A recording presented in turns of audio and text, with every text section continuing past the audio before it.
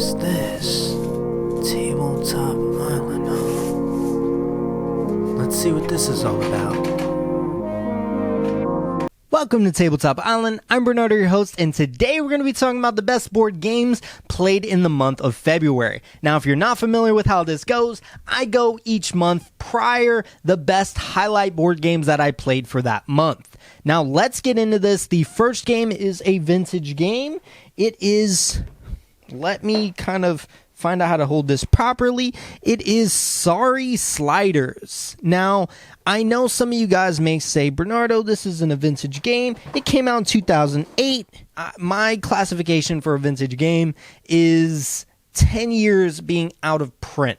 Now, there's a lot of games that are 15 years, but they weren't out of print until about 10 years. I've actually been kind of hoping to eventually talk to Board Game Geek .com or maybe even add a way to say when games went out of print, because I think that's an important factor as to whether or not a game's a vintage game. But I do like to go at least 10 years out of print physically. But the game, let's talk about it. So in Sorry Sliders, you have these really nice pieces. They're not even meeples. They're pieces just like the regular Sorry, but they have this little roller piece at the bottom, which is a weight. So the weight allows you to slide across the board. And let me tell you, the board is really unique. It has kind of some customization to it to where you have a bunch of different games you can play with it. I actually got this game for a total of $6, which is crazy. I had to get it because I love the idea behind it. And it's almost like a shuffleboard to where you slide the pieces down to slide into the center to try to get more points to get your other little pieces to get to the home base. The player to get all of them to the home base wins. The game's extremely fun, and it's such a nice dexterity game in comparison to the original, because I'll be honest, the original Sorry did frustrate me a lot, and I wasn't the biggest fan of playing it that often. Game number 2. That is going to be a regular game. I actually recently reviewed it. It is called Chop Chop by Dejeko. If I pronounced that right, I hope I did. The game is actually it's a kid's game, but it's a lot of fun, and I do love the little nuances and the little pieces of strategy they can insert with it, and the component quality is amazing. I'll leave a link in the description to the review so you can take a look and decide for yourself if this sounds like the kind of game for you. It is such a cute cat and mouse game to where one player is the cat and everyone else is the mouse, and you're trying to get to the 10 pieces of cheese before the cat eats all of you.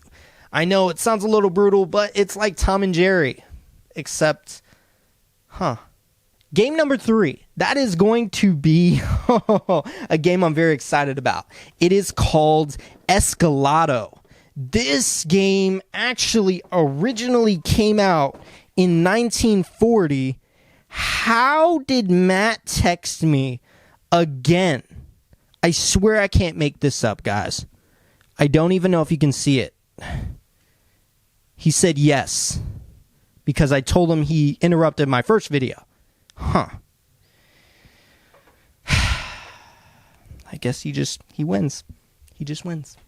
Escalado. This is such a unique game. I cannot wait to do a review for it, but it's a highlight game because it was an immense amount of fun. It attaches to a table, and it has these plastic race horses that go at a starting position, and you have the game itself taut against the table. It has clamps to keep it taut, and what happens is it has this vinyl board. And actually, the original, again, came out in 1940. That seemed to have more of a velvet board, but it runs under the same principle. This one's from the 90s. You crank the crank, and with vibration, because it kind of jerks against the vinyl piece or fabric, again, if you have the older version, and the horses just slide across it. It's so unique because you would think maybe they'd slide to the side a little bit, but they go in a straight path, and they're racing each other, and sometimes they can bump into the other horse and kind of steal the momentum from another horse. It is so exciting. I haven't really played properly with how to utilize the betting with the money, and I think that game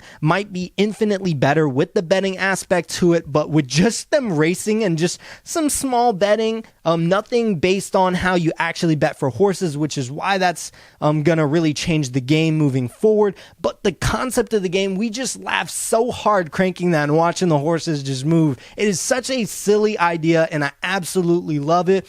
But Honestly, that's all I have for you guys today. Those are the 3 highlight board games that I have for you for the month of February.